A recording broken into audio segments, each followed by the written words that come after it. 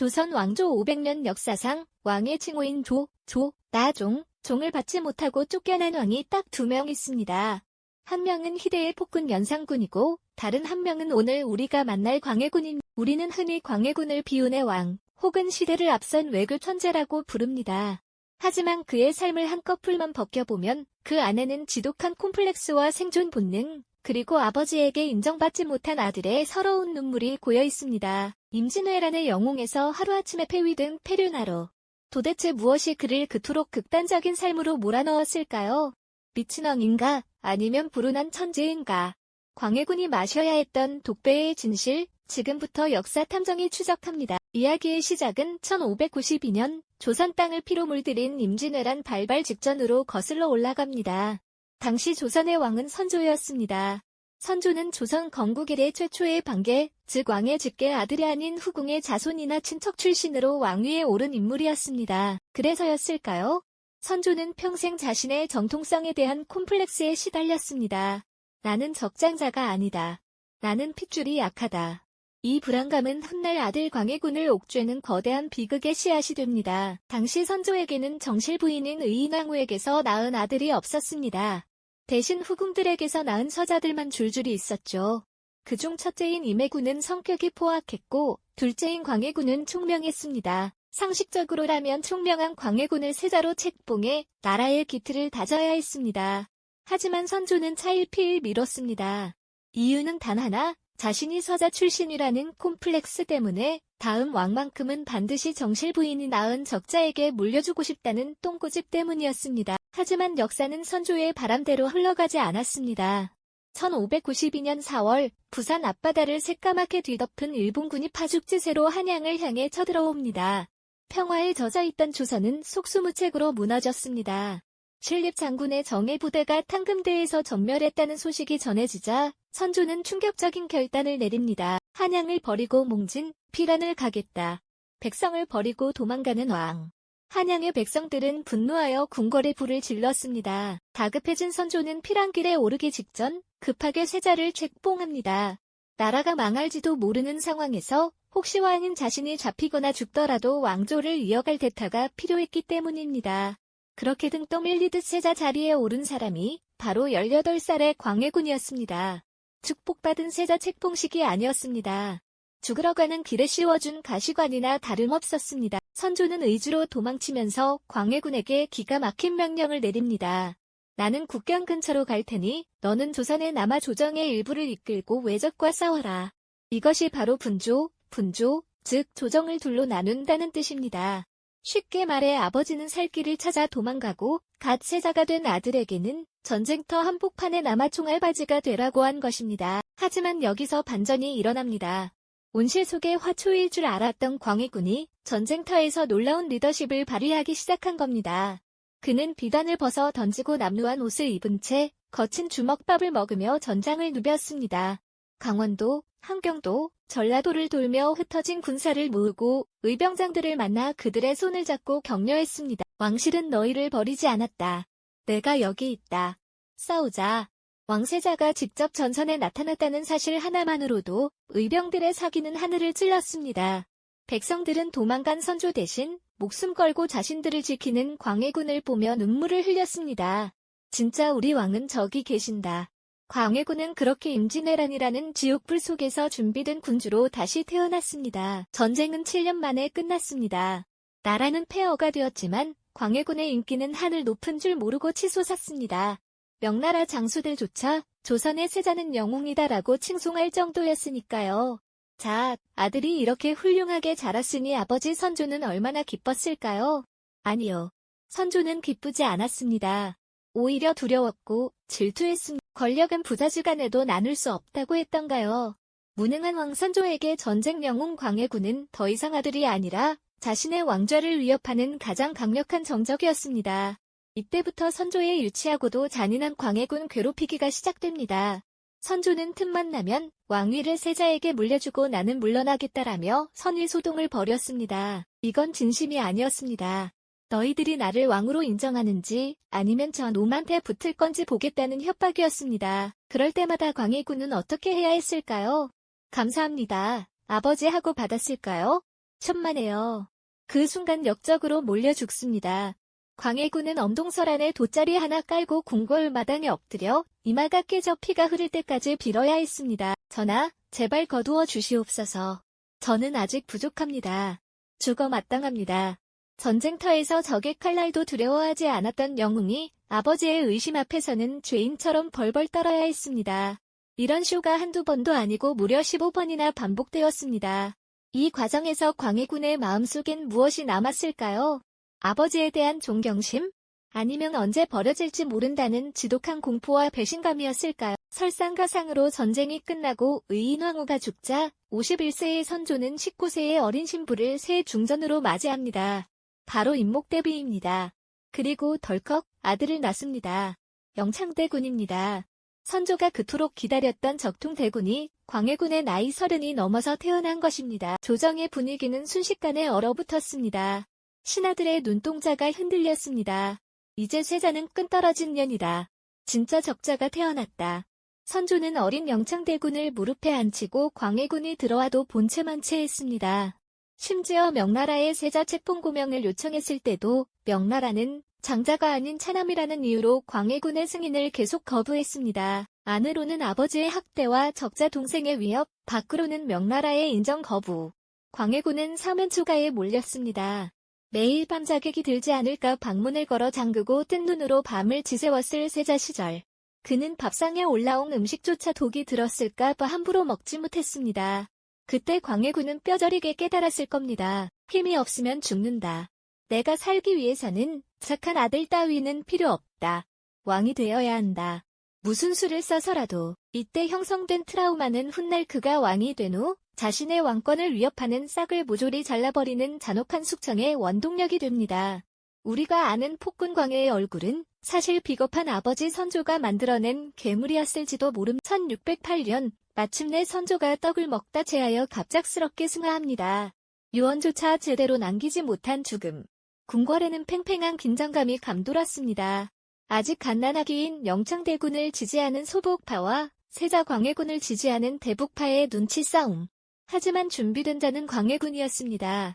그는 아버지의 죽음을 슬퍼할 겨를도 없이 피 묻은 왕좌를 향해 걸어갑니다. 과연 그는 무사히 왕위에 오를 수 있었을까요?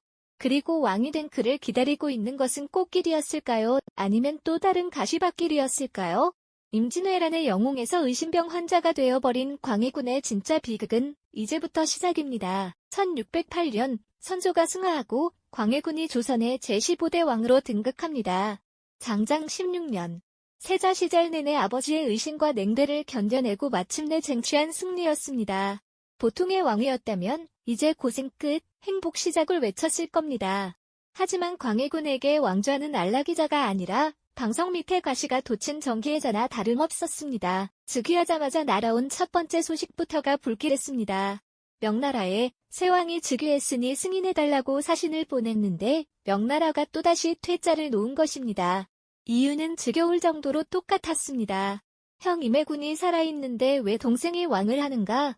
장유유서에 어긋난다. 광해군은 분노했습니다. 임진왜란 때 누구보다 명나라 장수들과 가깝게 지내며 함께 싸웠던 자신을 이제 와서 정통성 문제로 흔들다니요. 이 사건은 광해군의 마음에 지울 수 없는 불신을 심어줍니다. 대국, 명나라, 도 믿을 놈들이 못된다. 결국 내 자리는 내 힘으로 지켜야 한다. 하지만 진짜 위협은 밖에 있는 게 아니라 안에 있었습니다. 바로 아버지 선조가 늦둥이로 낳은 적자, 영창대군이었습니다. 당시 영창대군의 나이는 고작 3살. 걷는 것도 서툰 어린아이였습니다. 하지만 광해군에게 이 아이는 단순한 동생이 아니었습니다. 자신의 가짜 왕권을 언제든 뒤집을 수 있는 진짜 왕권의 상징이었습니다. 게다가 영창대군의 뒤에는 그의 어머니인 임목대비가 버티고 있었고 선조의 유교적 정통성을 따르는 보수적인 신료들이 포진해 있었으니 광해군은 밤마다 악몽을 꾸었을지도 모릅니다. 아버지가 꿈에 나타나 이 자리는 원래 영창이의 것이다. 너는 비켜라라고 호통치는 꿈 말이죠. 세자 시절 겪었던 트라우마가 권력 강박증으로 변질되기 시작한 겁니다. 그는 결심합니다. 화근은 미리 잘라야 한다. 싹이 트기 전에 밟아버려야 한다. 기회는 생각보다 빨리 찾아왔습니다. 1613년 이른바 별표가 터집니다. 조령, 문경세제에서 온 상인을 털고 살인을 저지른 강도들이 잡혔는데 이들이 뜬금없이 역모를 자백합니다. 우리는 김제남, 임목대비의 아버지의 사주를 받아 영창대군을 왕으로 추대하려 했다. 사실 여부는 중요하지 않았습니다. 이것은 광해군의 최측근인 이점이 기획한 시나리오였을 가능성이 매우 큽니다. 광해군은 기다렸다는 듯이 칼을 뽑아듭니다. 임목대비의 아버지 김제남은 사약을 받고 죽었고 그의 아들들도 모두 처형당했습니다. 그리고 문제의 핵심, 8살이 된 영창대군은 서인으로 강등되어 강화도로 유배를 떠납니다. 신하들이 말렸습니다. 전하, 아무리 그래도 친동생입니다. 어린아이가 무슨 죄가 있습니까? 하지만 광해군은 귀를 닫았습니다. 그에게 영창대군은 동생이 아니라 제거해야 할 정적일 뿐이었습니다. 그리고 이듬해 강화도에서 끔찍한 소식이 들려옵니다. 강화부사 정왕이 영창대군을 방에 가두고 아궁이에 불을 지폈다는 것입니다. 그냥 따뜻하게 해준 게 아닙니다. 장작을 미친 듯이 떼서 방바닥이 펄펄 끓게 만들었습니다. 어린 영창대군은 뜨거움을 참지 못해 문을 긁으며 살려달라고 울부짖었습니다. 어머니, 뜨거워요. 살려주세요. 손톱이 다 빠지고 살이 타들어가는 고통 속에서 9살 소녀는 처참하게 질식해 숨을 거둡니다. 이것이 조선 역사상 가장 잔혹한 살해 방법 중 하나로 기록된 증살, 즉 쪄 죽이는 형벌입니다. 공식적으로는 강화부사의 단독 범행이라고 발표되었지만 세상 사람들은 다 알고 있었습니다. 이것이 누구의 뜻인지 말이죠. 광해군은 영창대군의 죽음 소식을 듣고 겉으로는 슬퍼하는 척했지만 속으로는 안도의 한숨을 내쉬었을 겁니다. 이제야 진짜 왕이 되었구나. 하지만 피바람은 여기서 멈추지 않았습니다. 동생을 죽였으니 이제 그 어미가 남았습니다. 바로 임목대비입니다. 광해군은 조선을 충격에 빠뜨릴 결정을 내립니다. 임목대비는 더 이상 나의 어머니가 아니다. 서국, 경운국에 유폐하라. 이것이 바로 폐무살제, 어머니를 패하고 동생을 죽였다는 폐륜의 낙인입니다. 유교국가 조선에서 효는 나라를 지탱하는 근본이었습니다. 아무리 왕이라도 어머니를 가둔다는 건 상상조차 할 수 없는 일이었습니다. 선비들이 들고 일어났습니다. 전국에서 상소가 빗발쳤습니다. 전하, 어찌 이런 폐륜을 저지르십니까? 하늘이 두렵지 않으십니까? 하지만 광해군은 이들마저 모두 내쫓거나 귀양을 보냈습니다.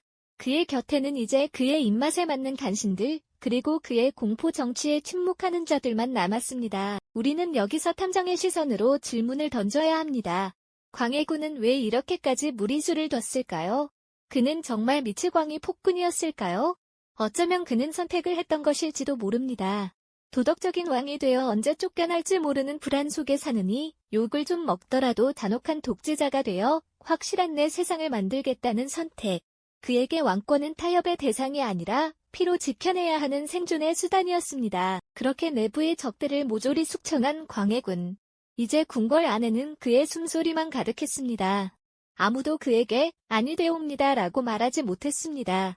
절대 권력을 손에 쥐었다고 생각한 그 순간 조선의 국경 너머에서 거대한 먹구름이 몰려오고 있었습니다. 늙은 호랑이 명나라가 비틀거리고 만주 벌판에서는 젊은 늑대 후금, 청나라, 이 이빨을 드러내고 있었습니다. 안에서 피를 너무 많이 흘린 광해군. 과연 그는 이 거대한 국제정세의 파도를 넘을 힘이 남아있었을까요? 형제를 죽이고 어머니를 버리면서까지 지킨 왕좌. 그 왕좌를 걸고 벌이는 아슬아슬한 외교 도박이 이제 시작됩니다. 피냄새 진동하던 궁궐을 떠나 이제 시선은 압록강 너머 전장으로 향합니다. 미친 왕이 아닌 천재 전략가로서의 광해군을 만날 시간입니다. 궁궐 안의 피비린내가 최가시기도 전인 1618년. 광해군은 조선의 운명이 걸린 거대한 시험대 위에 서게 됩니다. 당시 동북아시아의 정세는 격변하고 있었습니다. 북쪽 만주 벌판에서는 누르하치가 이끄는 여진족, 즉 후금이 무서운 기세로 세력을 키우며 명나라를 위협하고 있었습니다. 반면 조선이 하늘처럼 모시던 명나라는 부정부패와 재정난으로 종이 호랑이 신세가 되어가고 있었죠. 어느 날 명나라 황제가 조선에 긴급 전가를 보냅니다. 오랑캐 누르하치를 칠 것이니 조선은 즉시 군사를 파병해 우리를 도우라. 조선 조정은 발칵 뒤집혔습니다. 신하들은 눈물까지 흘리며 파병을 외쳤습니다. 그들의 논리는 단순하고도 강력했습니다. 바로 제조지은. 임진왜란 때 명나라가 군대를 보내 우리를 구해준 은혜, 즉 나라를 다시 만들어준 은혜를 갚아야 한다는 것이었습니다. 유교 사회인 조선에서 의리를 저버리는 것은 곧 짐승이 되는 것과 같았습니다. 하지만 광해군의 생각은 달랐습니다. 그는 임진왜란 때 전장을 누비며 뼈저리게 느꼈습니다. 명나라 군대가 얼마나 오합지졸인지, 그리고 명나라 장수들이 얼마나 부패했는지 말이죠. 반면 후금의 기세는 하늘을 찌를 듯했습니다. 광해군은 냉철하게 계산했습니다. 지금 우리가 명나라를 도우러 갔다간 후금의 보복을 받아 조선은 잿더미가 될 것이다. 남의 전쟁에 끼어들어 개죽음을 당할 수는 없다. 이때부터 왕과 신하들의 지루하고도 치열한 줄다리기가 시작됩니다. 명나라 사신은 매일같이 찾아와 빨리 군대를 내놓으라고 협박하고 조선의 신하들은 전하, 대국의 은혜를 잊으셨습니까? 라며 상소를 올립니다. 광해군은 온갖 핑계를 대며 버텼습니다. 우리 병사들이 훈련이 안 됐다. 무기가 부족하다. 올해 흉년이 들어 군량이 없다.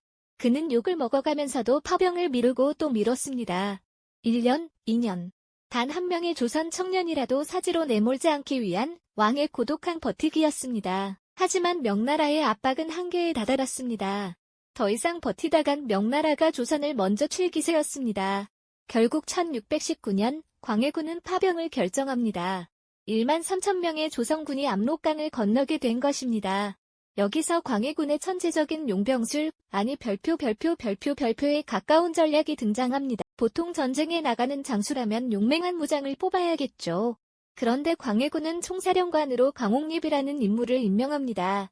그는 무관이 아니라 문관 출신이었고 중국어와 여진어에 능통한 외교통이었습니다. 싸움꾼이 아니라 협상가를 보낸 겁니다. 출정 전날 밤, 광해군은 강옥립을 은밀히 부릅니다. 그리고 역사에 길이 남을 비밀지령, 쉼표를 내립니다. 그대는 잘 듣거라. 명나라 장수들의 명령을 무조건 따르지 마라. 오직 패하지 않는 것을 최우선으로 하고 형세를 보아 향배를 정하라. 해석하자면 이렇습니다. 가서 싸우는 신용은 하되 후금과 진짜로 싸워서 우리 병사들을 죽이지 마라. 상황 봐서 적당히 항복해라. 왕이 장수에게 열심히 싸우지 말고 눈치 봐서 항복하라고 시킨 겁니다. 이것은 당시 사대부들이 알았다면 거품에 물고 쓰러질 명백한 배신 행위였습니다.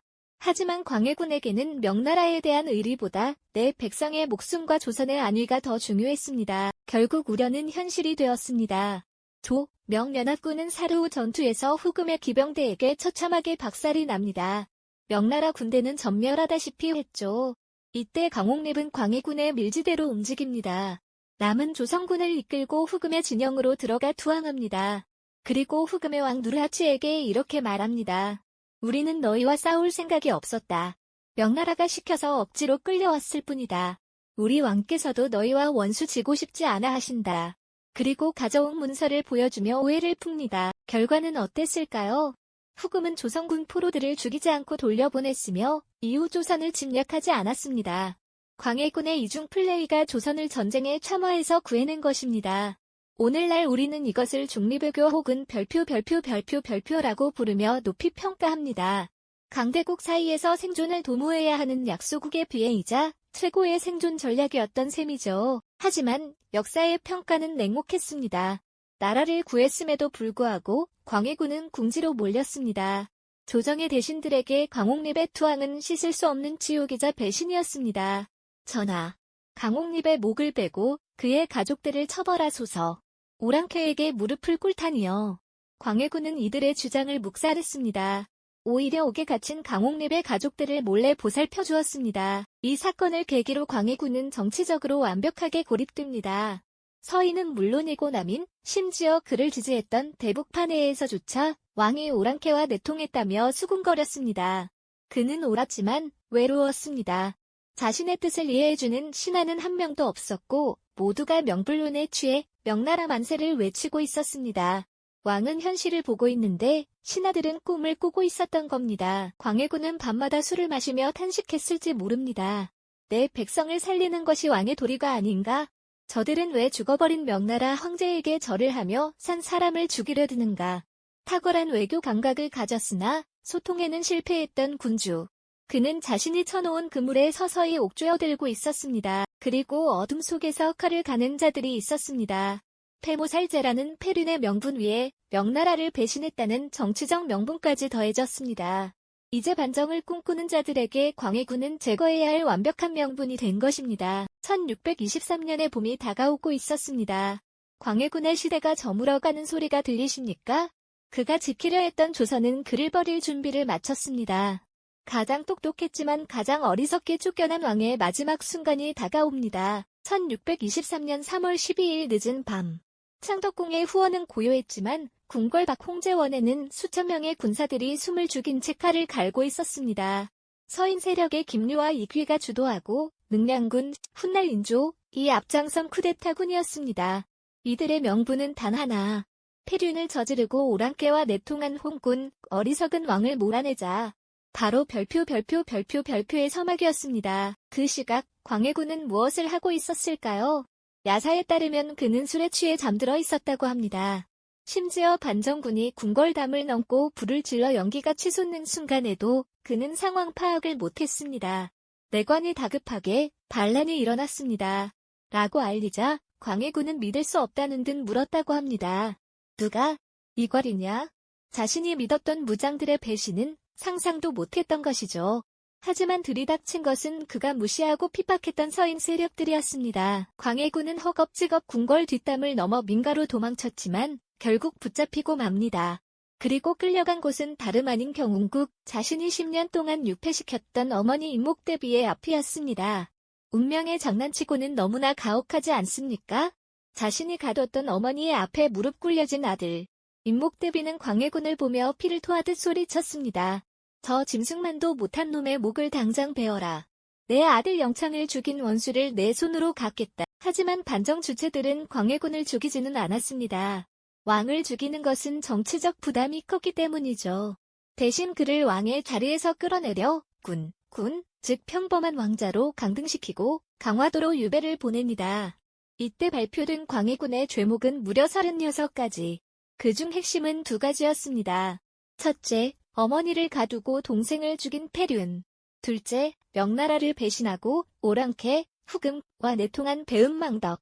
그렇게 15년에 치열했던 광해군의 시대는 하룻밤의 꿈처럼 허무하게 막을 내렸습니다. 자, 그렇다면 정의로운 반정 세력이 세운 새 왕, 인조의 조선은 행복해졌을까요? 안타깝게도 역사는 정반대로 흘러갔습니다. 인조와 서인 정권은 광해군의 모든 정책을 뒤집었습니다. 우리는 도덕적인 나라다. 오랑캐와는 상종하지 않는다. 그들은 친명백임, 즉 명나라와 친하고 금나라, 후금을 배척한다는 깃발을 높이 들었습니다. 결과는 참혹했습니다. 광해군이 그토록 피하려 했던 전쟁이 터지고 말았습니다. 1627년 정묘호란, 그리고 1636년 병자호란.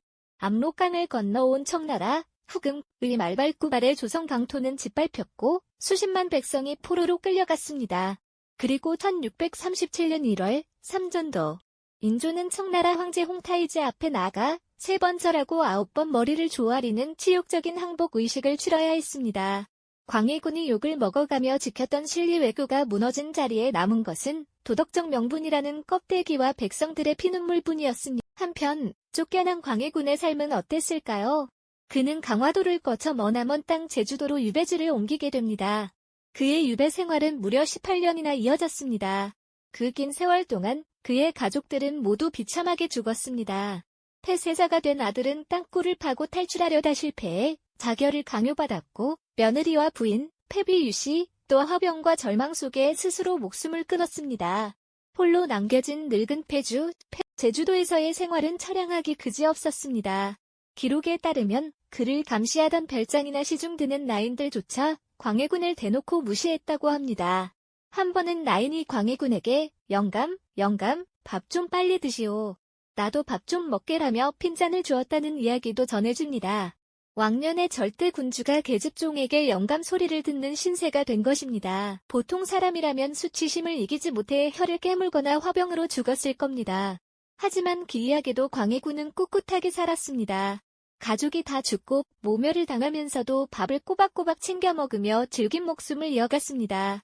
이를 두고 어떤 이들은 삶에 대한 애착이 추하다라고 비난했고 어떤 이들은 모든 것을 초월한 도인의 경지라고도 했습니다. 어쩌면 그는 죽을 수 없었던 게 아닐까요?